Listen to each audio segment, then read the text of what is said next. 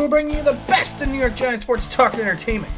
Oh, we're going to do another cornucopia show today, and we're going to kind of be all over the board. We're going to talk about Evan Engram, what may happen to the Giants receiving corps if we suffer an injury to one of the starters. We're also going to talk briefly about Mr. Clowney. Not that I have any additional information, just someone brought up something to me today which made some sense of why he may not be currently signed or on an NFL roster. I also wanted to speak briefly about online Big Blue All Full Access, which we will be launching on Sunday. But I was trying to think about it, and there's a lot of information, really. So let me explain. No, there is too much. Let me sum up. We're not even going to sum it up. We're going to hold that off until Saturday or Sunday. So, and thank you, Inigo Montoya. You killed my father, prepare to die. But let's get right into our old buddy Evan Engram. Evan Engram, Mr. Bubble Wrap himself. Oh, today was the payday for tight ends. Kittle gets 75 over 5. Our buddy in Kansas City gets 4 years, an extra $57 million extension. And then we got old Mr. Bubble Wrap. You know, we picked up his 5th-year option, but with these tight ends getting cash, my question is, what happens if Evan Engram stays healthy? Besides the fact that I would probably fall off my chair, bust my head open, and have a concussion, what would happen to the Giants' salary cap at that point in time? Think about it. Let's say in year 4 here, he puts together, let's say he plays 14, 15 games. His blocking continues to improve like it has over the last 3 years. Let's say he, conservatively, let's say he gets like 64 catches for like 700 yards and like 8 touchdowns. What do we do then? Do we sit there and let him play out year 5 and extend him after year 5? Or do we try to sign him to an extension after year 4? I'm only saying this because with tight ends getting this type of money this quickly on the same day, it begs to differ. What does happen to the Giants if like I said, he stays healthy? And I find that interesting because, I think, let's see, Gronkowski got $54 million. What's his name? Hunter Henry got he got 10.6 on the franchise tag. Austin Hooper signed with the Browns for 10.5. Kittle is money well spent. He's got almost 3,000 yards on 216 receptions, in his 3 seasons. It's not out of the realm of question that if Daniel Jones has a good year and Evan Engram stays healthy, that Evan Engram can have a pretty good season, a pretty good, and you just kind of worry about, what do you do with his injury history? Do you go and sign him to that large contract, or do you just let him play out year 5 and thinking that maybe you can then turn around and franchise tag him, because the tag number is probably going to be like almost 10, 11 million. I mean, it's an interesting dilemma. It's an interesting conundrum. Now, speaking of injuries, I was thinking about something yesterday. We have a very vicarious situation in reference to wide receivers. Of course, you have Sterling Shepard, Golden Tate, Darius Slayton, Evan Engram, 947 undrafted free agents that some people think are all going to be Victor Cruz's. But I get, Corey Coleman. Can't forget Corey Coleman. He was the key of the season last year. When he went down with injury, we just lost everything. But, and all joking aside, what if one of our big 3, Shepard, Tate, and Darius Slayton, what if one of them goes down?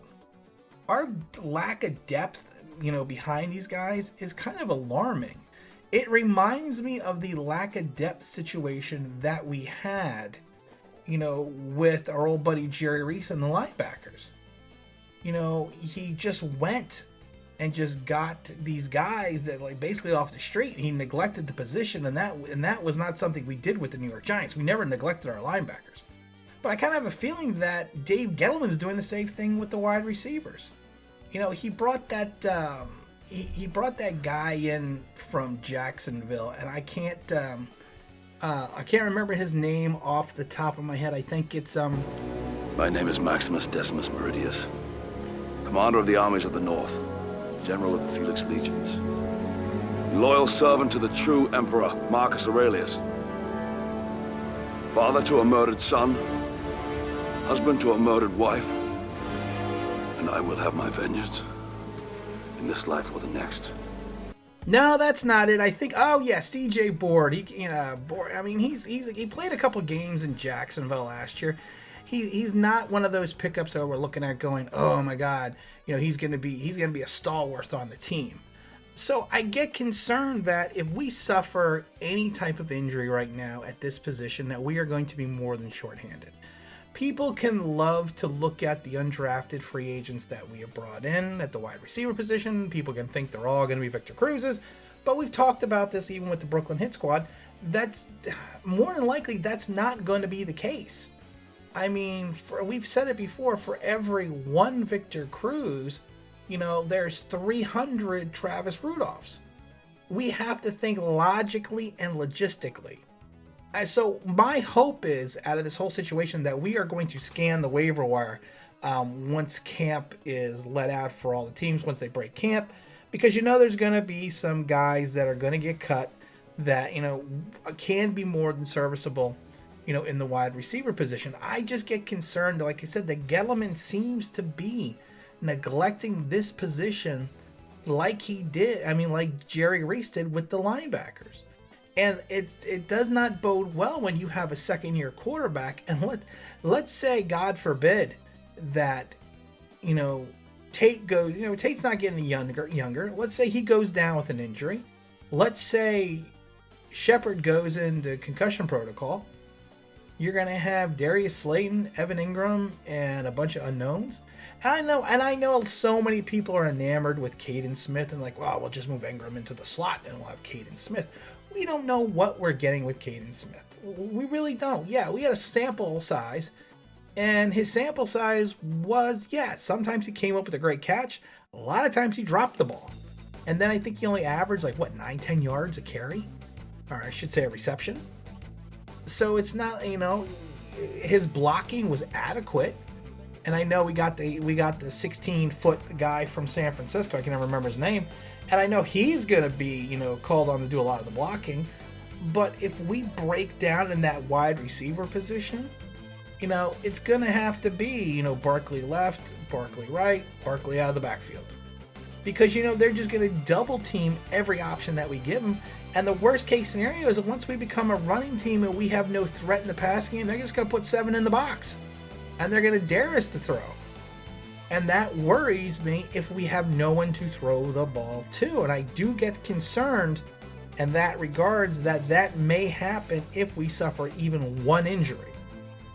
So hopefully Gettleman will turn around and kind of go through the waiver wire. He's not going to trade anyone. We like I said, we had mentioned someone from Buffalo that we think would be perfect for the team, and his name's come up twice. So I do think that situation is still fluid. But like I said, we don't know exactly what's going on. But the one other thing I want to talk about real quick is Mr. Clowney. Mr. Clowney, I do not think is coming to the Giants. It is not a Gettleman move.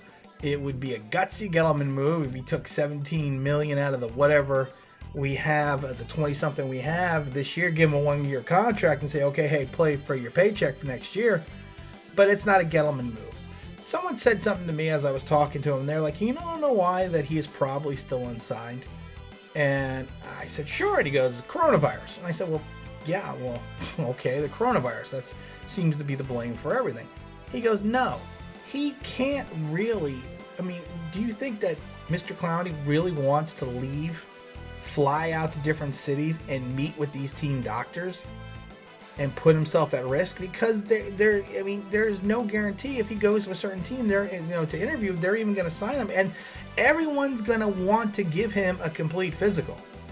It's not like they're going to say, yeah, he's okay. He's got no injury issues. We should be fine. No, they're going to want to give him a physical.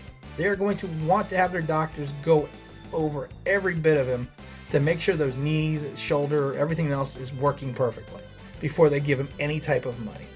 And I think the team that gives him, I personally think the team that gives him a semi-good, maybe 1-year deal without a physical or without a complete physical besides the physical you need to take before you sign your contract, I have a feeling that he'll take it. The person I was talking to had even a little bit more interesting perspective when he says, I have a feeling that Mr. Clowney may not even play this year, that he may just sit out because of everything that's going on and because of his health. And I said, well, that to me that kind of makes sense. But you know what? You never know. You never know what the situation is. You never know what the situation brings. And honestly, we just kind of have to wait and see. Again, this is Tim with Online Big Blue, bringing you the best in New York Giants sports talk entertainment. If you want to, you can leave me a message to say hello, say anything you want at onlinebigblue@gmail.com. And you can follow us on Twitter at onlinebigblue1 at Twitter. I know that makes it easier for you. So, like I said, hopefully we'll have some different information, some different things coming over the weekend. I think we're gonna do a feature with the Brooklyn Hit Squad coming up, I think on Saturday or Sunday. And like I said, we will be launching Online Big Blue Full Access this weekend, and that should be interesting because, like I said, we are gonna have exclusive live streams with Online Big Blue. We're also gonna have exclusive Online Big Blue content that will be for subscribers only. And that should be extremely interesting. So we'll have to see what happens and what I have to say, because when I'm unfiltered, that's going to be even worse. But again, this is Tim with Online Big Blue, bringing you the best in New York Giants sports talk and entertainment. And as always, if you could like, if you could subscribe, if you could ring that bell, I think you know what that means. That'd be awesome.